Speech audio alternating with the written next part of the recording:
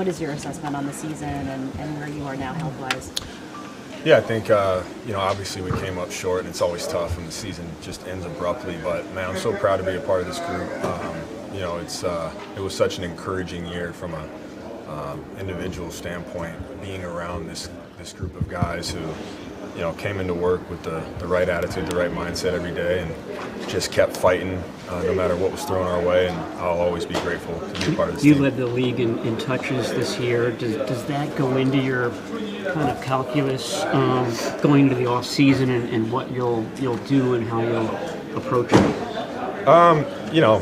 Yes and no. It's more on how you feel. I feel really good. Obviously last game I had some neck stuff going on, but nothing that's going to keep me out or anything like that. So I'm really grateful to finish the season healthy. And last year I didn't lead the league in touches, and that was a much tougher off season. So it's really just how you feel, and I feel blessed and feel good and get ready to train.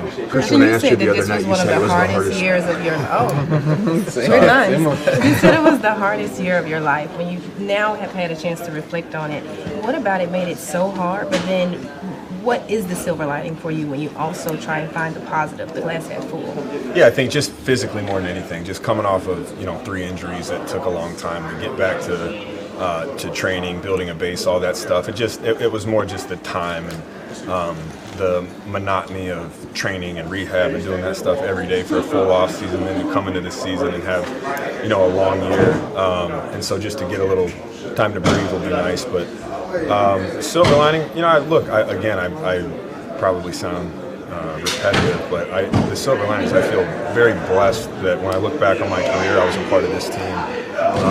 A great locker room, great staff, great leadership, a bunch of guys who just do it the right way. It was nothing said, and there wasn't an aha moment that made us realize we can be a special team. It was just the guys that collectively committed to each other every day, and again, it's fun to be a part of that. You can't draw a straight line from one season to the next, but what do you think that what you guys were able to accomplish this year, how does it position you and set you up moving forward? Well, I think we'll get some guys back, which will be huge, obviously.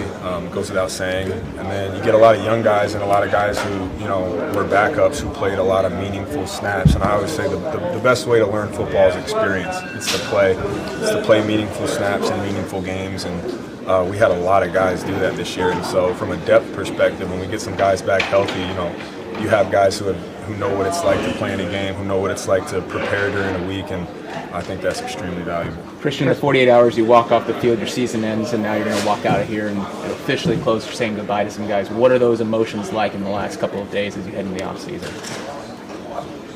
It's always weird, man. It's weird because, whether you know somebody on a personal level or not, your family. You go through so much from OTAs until now with each other, and you work so hard, and I think that's why football is the best sport on the planet. You truly have a group of collective, men who sacrifice so much time and effort to collectively get a goal, and then it just ends and you go your separate ways. And so it's always a little bit weird in that sense, but and I don't think we say it enough. And I know when I was younger, when seasons ended, I would always be ready for the next one. Like, we got to get back. And I don't know if I appreciated the guys I was with enough. And so this year I feel like I'll do a better job of expressing gratitude to all the guys in the locker room that made the season special and who did stuff the right way. And that was just, again, fun to be a part of, and I'm appreciative of these guys. You won the Etchmont and the Walsh Award, the players and the coach. When did you find out, and what's your reaction to getting both of them?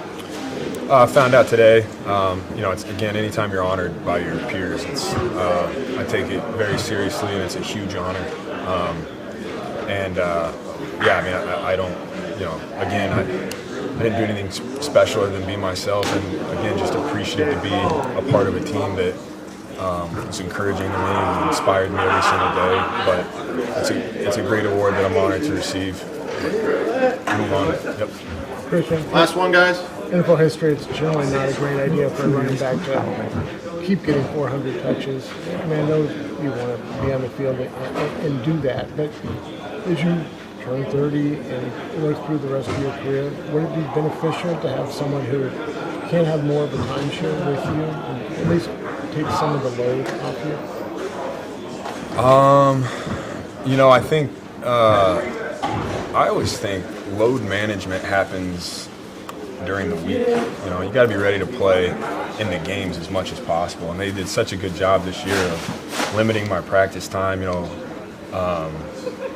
not giving me more than I could handle, essentially. That's a coach's decision, not mine. You know, I'll do whatever it takes for this team. If I get 5 touches a game, if I get 25 touches, it doesn't matter to me, man. I just want to play and win football games, and whatever they have me do, I'll do.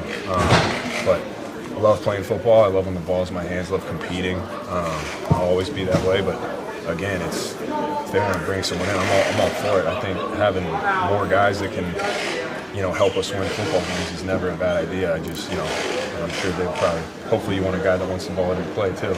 I think high tide rises all ships, and that's what it takes to win games as a team. So again, just that's their decision. All right, thanks, Christian. Appreciate it, guys.